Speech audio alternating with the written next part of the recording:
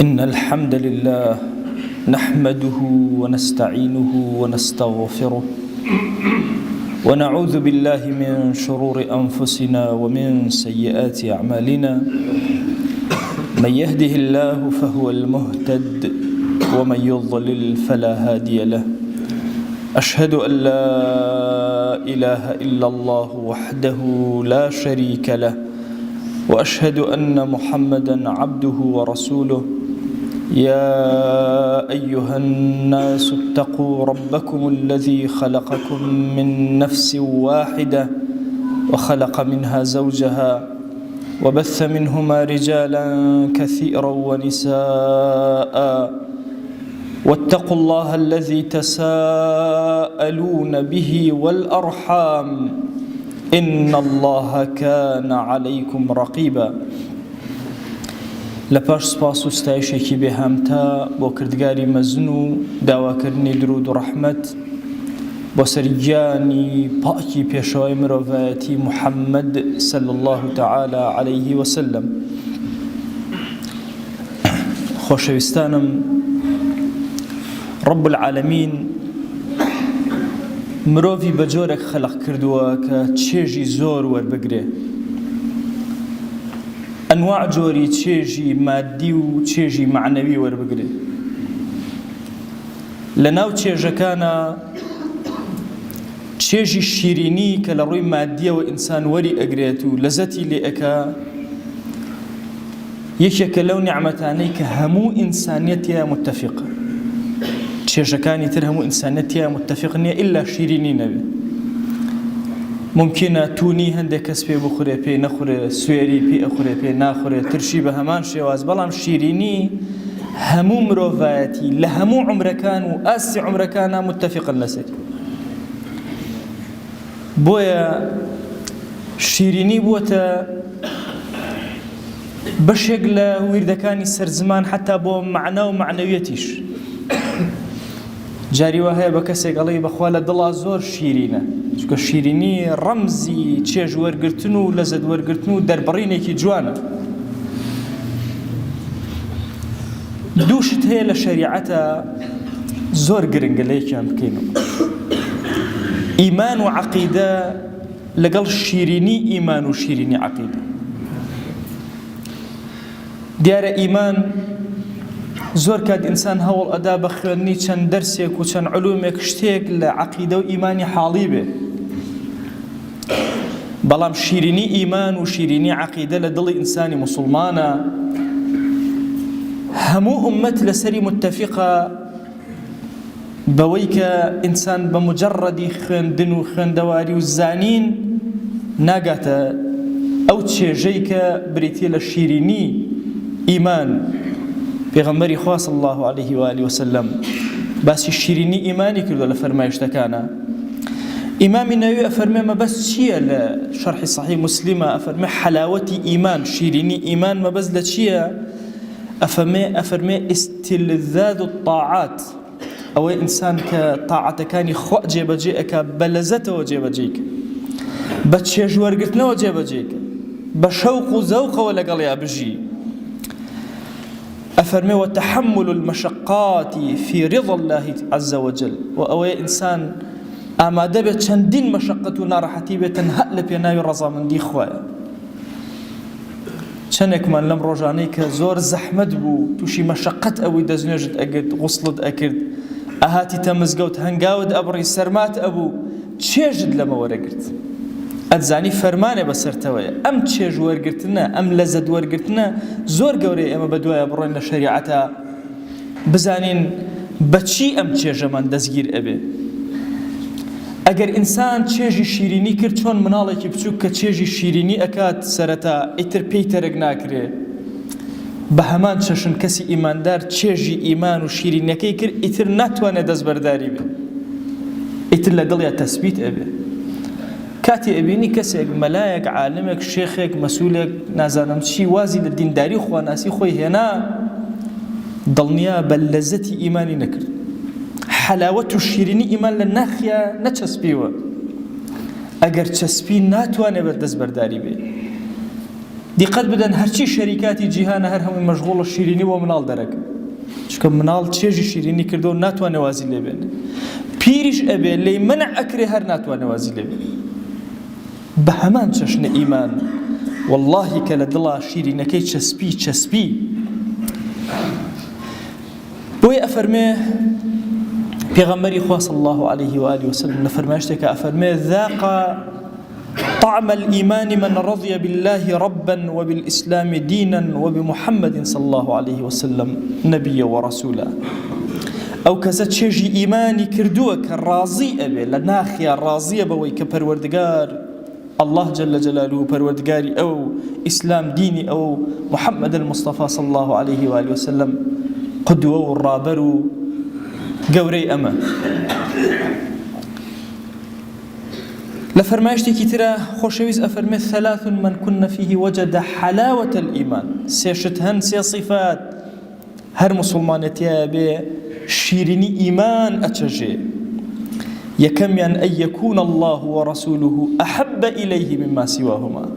خواء بيغمري خواء صلى الله عليه وآله وسلم لدلا أو اندخو شويز بي لهرچيش تيك زياتر خدا وبيغمري خداي صلى الله عليه وسلم خوش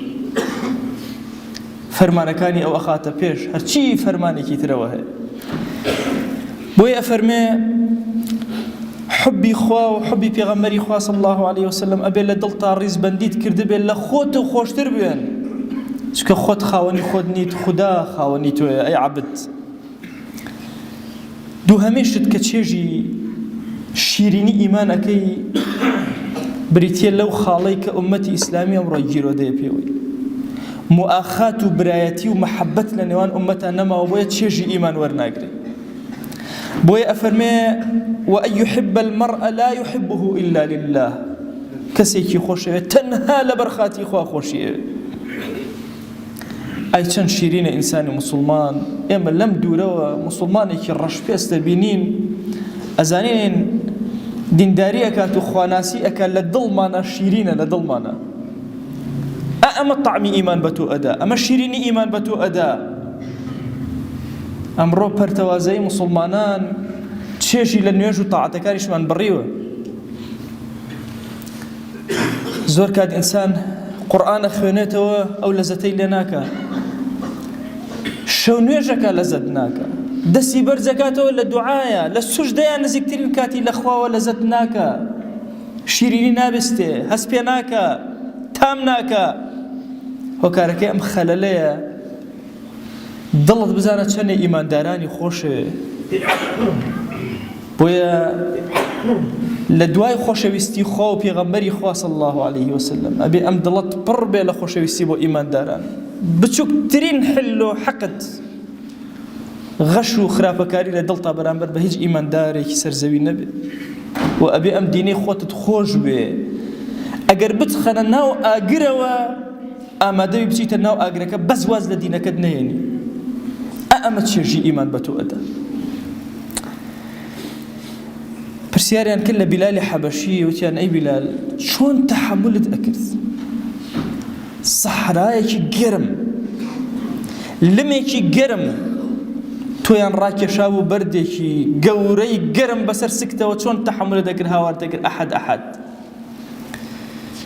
فەرمووی واللهی کە بیرم ئەکردەوە حەلاوەتی ئیمان و مەرارەتی عەذاب، تاڵی ئەو عەذابەی کە ئەم چێژ لەگەڵ ئەو حەلاوەتی ئیمانەی کە لە دڵما بوو، حەلاوەتی ئیمانەکە زاڵتر بوو، بۆیە هیچ گوێم بەوە نەئەدا. عەماری کوڕی یاسر ئەفەرمێ سێشت هەن حەلاوەتی ئیمان بۆ تۆ دروستەکە.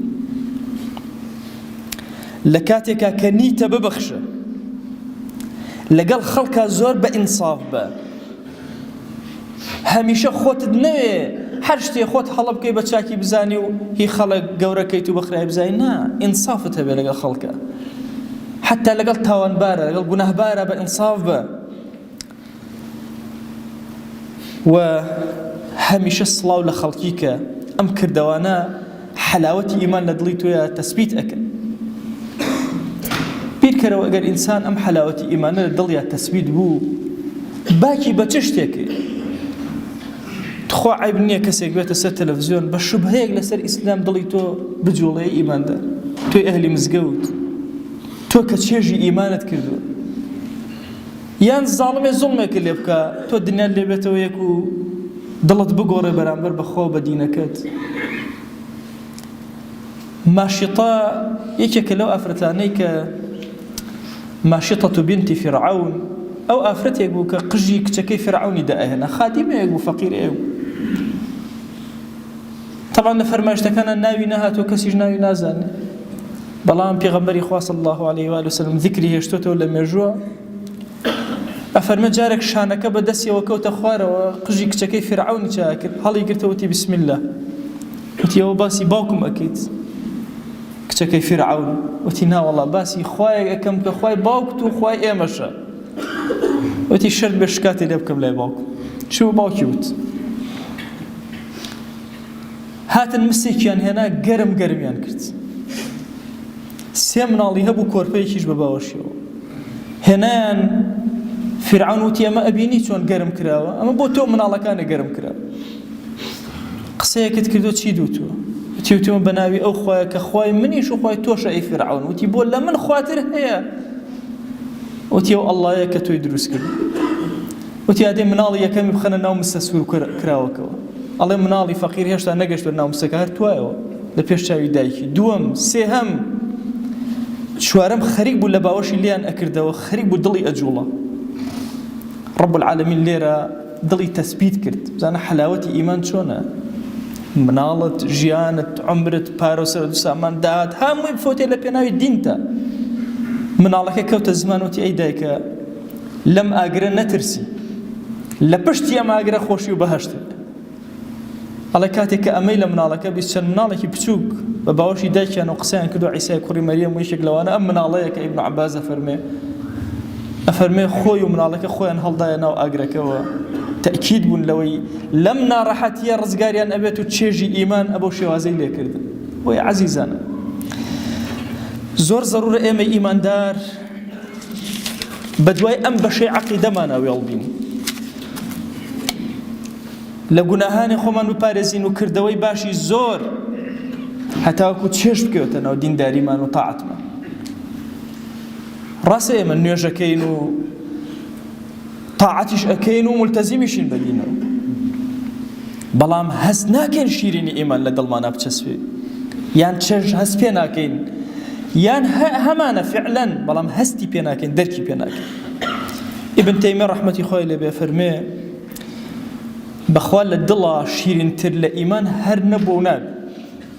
ئەفەرمێ لە دڵە إذ ليس في القلب السليم أحلى وأطيب وألذ ولا أسر ولا أنعم من حلاوة الإيمان. أخوال حلاوة إيمان وشيريني إيمان هيش تجني لدلا أوان دا قجبي وأوان دا شاد وأوان الشيرين بودل إنسان.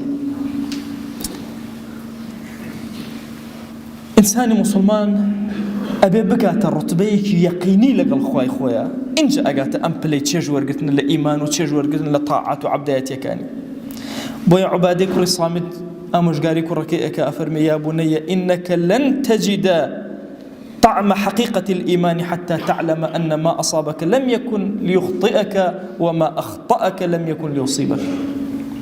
كل شيرين بخوان ناقيت تشيجي حقيقة إيمان حتى وكو نزاني لسر زوية تشاو تير بتير أويك تو دست كوت دلنيابة كزنات وانا لدست توي تشنكا دركا تازة تو خاوني أوشتي تو خواه بيداي ئەوەش کە بەر تۆ نەکەوت و تۆی نەپێکە دراوسێکەتی پێکە ڕزقێ بوو کەسێکتر حیج بۆی دامەچۆ حج غەمی لێمەخۆ ئەگەر گەیشتە ئەم قەناعەتە چێژی ئیمان و حەقیقەتی ئیمان لێرە ئەکەی ئینجا شیرینی ئیمان لە دڵتا ئەچەسپێ و دائەمەزری.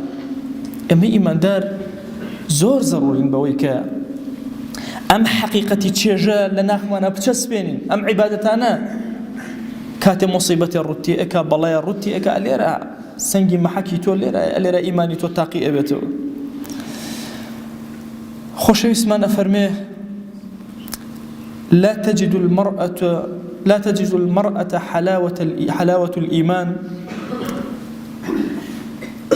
أفرمي هيج أفرتك حلاوة إيمان وشيريني إيمان ناتشجي حتى وكو إطاعي مردكي بطاوينك وخاص بأفرتانه جاری وای ئافرەتێک نوێژەکە تاعەتەکە ئەو هەموو مانوبوونەی ماڵ هیچ لەزەت ناکە، لەزەت لە تاعەتەکانی ناکە، هۆکارەکەیەوە ئیطاعی مێردەکەی و باشی ناکە.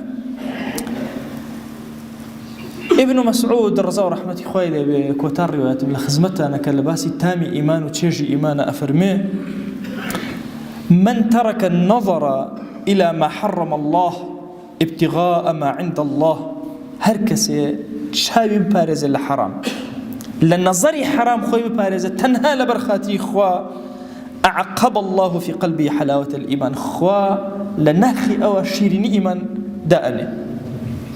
ئەزان ئەمڕۆ ئەو چاوبەرەڵایەی ئینسانەکان چەند تاعەت و عەبدایەتی جوان هەیە هەمووی لەدەست کردوین، ئەو هەموو چێژ و شیرینە جوانەی ئیمان و دینداری هەر هەمووی لەدەست کردوین. بۆی ئێمە زۆر پێویستمان بەوەیە کە بگەڕێنەوە سەر ئەم حەقائیقانە هەتاوەکو بە چێژەوە خەریکی عەبدایەتی بێ.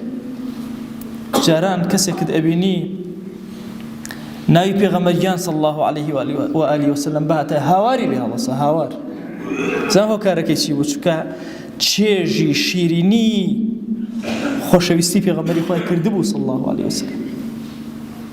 یان باسی خوا بکرایە زۆر بە عەزەمەت، خەڵک ئەوەستا لە ئێستەیە سەرەکەی کافرانی جیهان وردە وردەیەن ئەم چێژە لە ئێمە دوورەخەنەوە کە ئەم چێژەمان لێ دوور خراوە، ئیمانێکی وشکمان ئەبێ، لەزەتی لێ ناکەین لە تاعەتەکان لە عەبدایەتیەکان لەزەت ناکەین. بۆیە زەڕورە پێداچوونەوەیکی باشی خۆمان بکەین، لە گوناهەکان خۆت بپارێزە و هەوڵ بدە لە تاعەتەکان و عەبدایەتیەکانە یەکەم بە، هەوڵ بدە زۆر ڕازیەوە بەشی خۆ،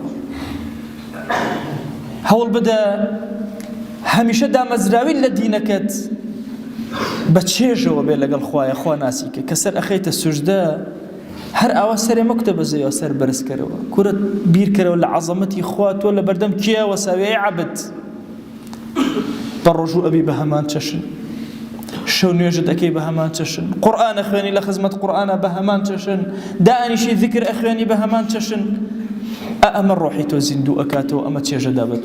خوای گیان لێت ئەپاڕێنەوە لێت ئەلاڵێنەوە. ئێمە بە ڕۆژێکی سارد یەکێ لە ماڵەکانی تۆمان گەرم کردەوە، یا ئیلاهی چێژی ئیمانمان پێ بەخشە، یا ئیلاهی لێت ئەپاڕێنەوە لێت ئەلاڵێنەوە. هەموو گرفتەکانی ئەم جیهانە یا ئیلاهی، هەموو ئەوەی کە هەمانەوە بەسەر سەرمانەوە و ئاواتی بۆ ئەخوازین، ئەگەر چاکە بۆ دین و ژینمان پێمان عەتاکە یا رب العالمین، لە بەڵاو مصیبەتەکانی ئەم زەمان و ئەم فیتنەی ئەم زەمانە بمان پارێزە یا رب العالمین.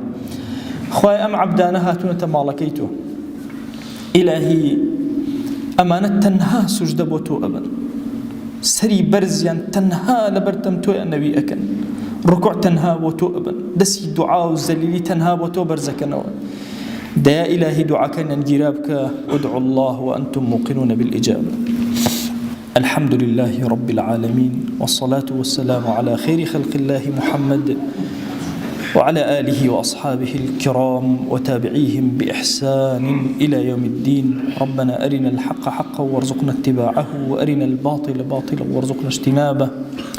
أوصيكم عباد الله ونفسي قبلكم بتقوى الله وكثرة مخافته، فإن التقوى شعار المؤمنين ودثار المتقين، ووصية الله تبارك وتعالى في وفيكم وفي الخلق أجمعين.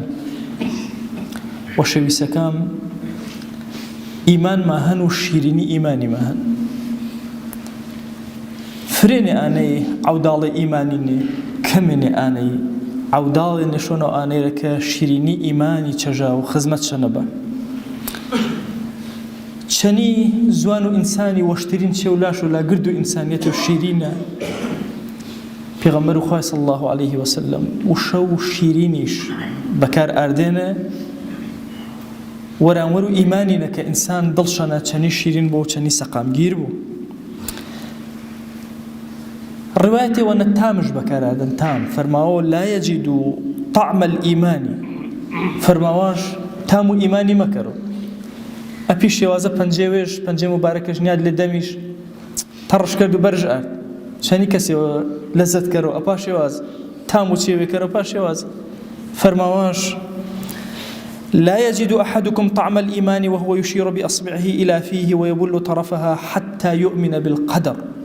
حتى إيمانش كامل نوا بقدري قدر وخواي شينا إيماني وثابتش نبو سرش وحتى ويعلم بأنه ميت ومبعوث بعد الموت حتى إيمانش بمردي وزنوبي نبو التام إيماني مكر مزانو لزج إيمانكش مكرو أشم إني جيب جكرو إن جاء لزج إيمانكش كرو أشم ضلشنا ثابت بو إيمان بقضاء وقدري إيمان بمردي وزنوبي مجاهد ينجى تابعيك ومفسر قول قرآن فرماو أحب في الله هرشيل وشقرق بتنهاور وخاتو خوي وشلقرق وأبغض في الله هرشي قيني تلصاني بتنهاور وخاتو خوي قيني جاتشي وبو يا جاكسي وبو ووالي في الله وعادي في الله تنهاور وخاتو خوي موالات وشويسي بربرة ودجمناتي بربرة ويعني ما ناكيش إنك تو لاوتو ميزان بنيرة ميزان تو ولاء براء وشويسيق بين تنها مسألة خوينا جل جلاله